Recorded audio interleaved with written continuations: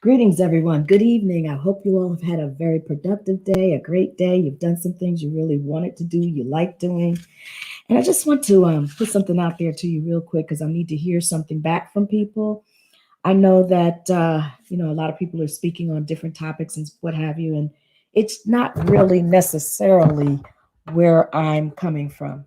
And so maybe what I'm sharing with you all is not for you, or maybe it is. But what would be very helpful for me is if, or to me, is if you all would just comment and let me know, because I'm can move to a different platform if this what I'm sharing with you all is not benefiting anyone. And I do this only because I want to be of benefit to others. I want to share some information that I know people are going to benefit from. So I want to talk today, and I spoke on this a little while ago. I shared this a little while ago from this little golden book that I have from Dale Carnegie. And I talked about becoming a friendlier person and also win people to your way of thinking. So today I want to cover be a leader. So let's go, big screen.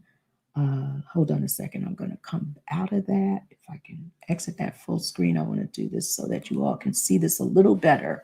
And I hope you can hear me. Let's see. So here we go. So hopefully you can read this, but I'm going to read it out loud. And if you can follow, please do so.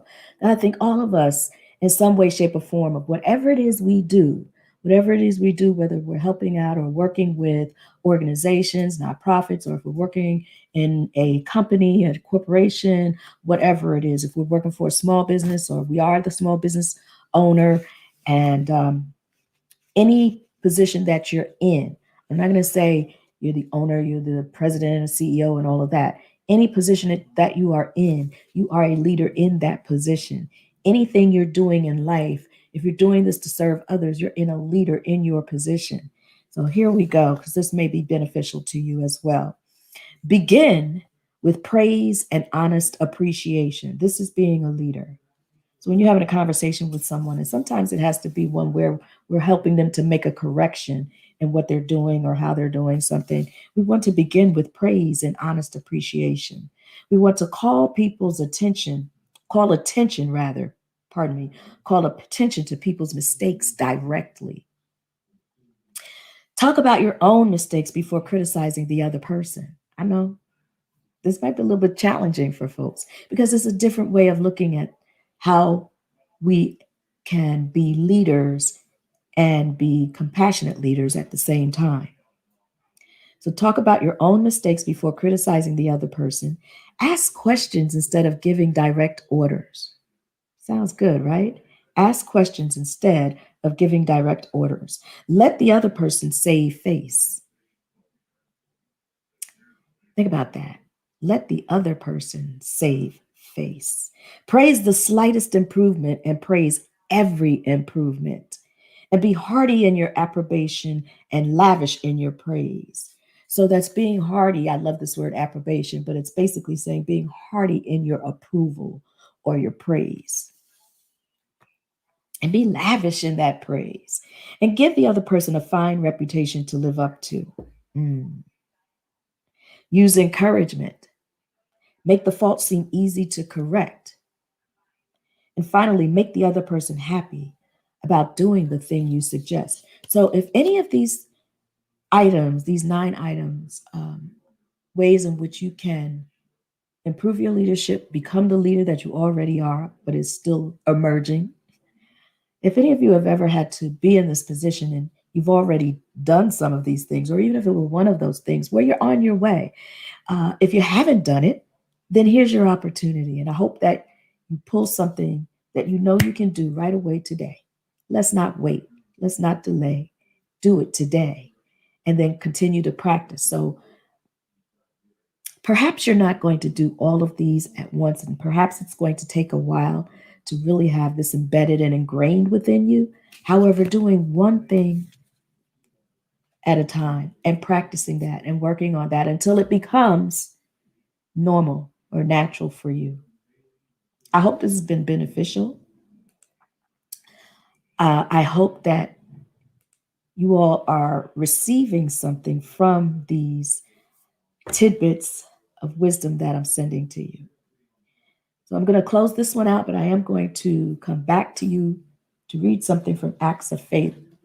Uh, that's for today. I'm going to use today's date. And this is from Iyanla Van Zant. Excuse me, not seeing too well. Iyanla Van Zant. Hope you all are got a chance to get a little bit of sun and you enjoyed it. And I'll be looking forward to when some more comes out and it stays. We've gone back into that realm of precipitation. And there's even some places that are getting snow, more snow, while the majority of us are getting rain, even in the same state. So if you missed most of this, take time out, listen to it again, watch it again. I know this is going to benefit someone because all of us are leaders in our own right, whether we're leading in our families, if we're leading ourselves, get that, leading ourselves. And what's really important about that is there was one item that I read that stood out for me when it comes to, where are we going here? When it comes to, oh, I see what's happening. I'll just read it from here. Doing this for ourselves. It says, be sympathetic with the other person's ideas and desires. Don't you think we need to do that for ourselves? Oh, my goodness. Oh, wait, I'm looking at something else. My bad. But for being a leader,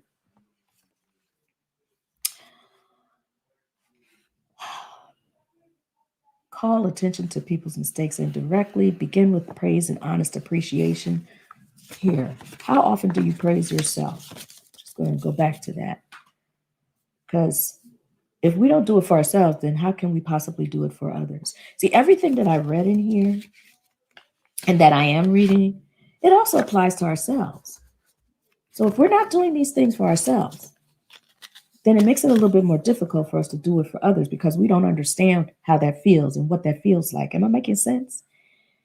When you get to know the value of this because you know how it makes you feel, when you do it for yourselves and when others do it for you, when other people are complimenting you or showing you that they value you, don't just brush it aside. So many of us, you're just like, this is the first thing I see people do.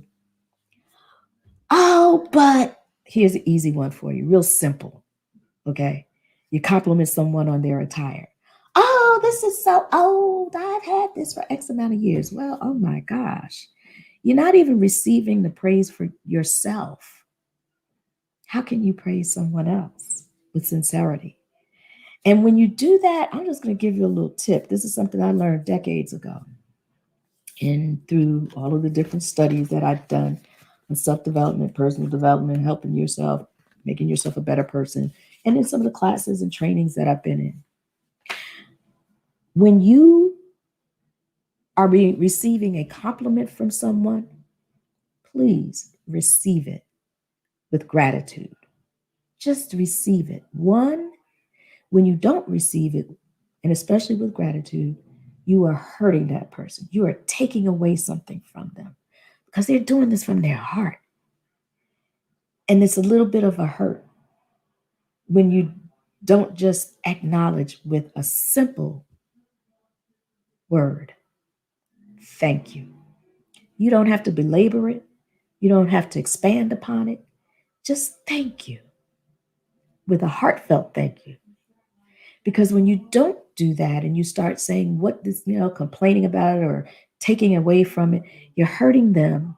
You're taking away from them yourself, the blessing they were bestowing upon you. So if I want to bestow a blessing on someone, even if I just write something that says, "Hey, you're a beautiful woman. I appreciate you. Love you with the love of Jesus," and you start in on, "Oh, I need to fix this. I need to," and you start, and that other person is feeling a little bit of a hurt or a little bit of downness.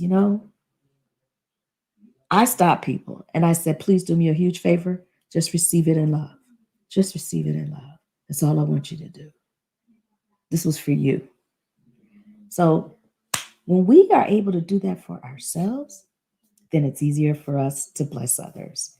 Anyway, that's it for today. You can always go back, watch the video over, and listen to the 9 points that I went over from Dale Carnegie's Golden Book.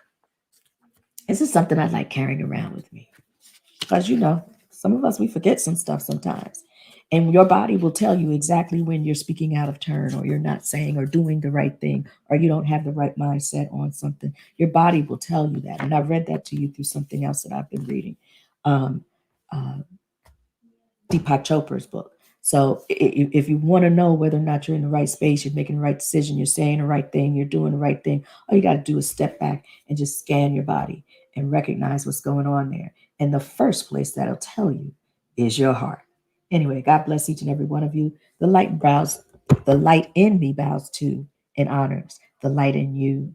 Continue to be a blessing to others. I'm Dr. Stephanie D. Burrows, CEO of Stephanie Speaking, and we're just here to bless you. Bye.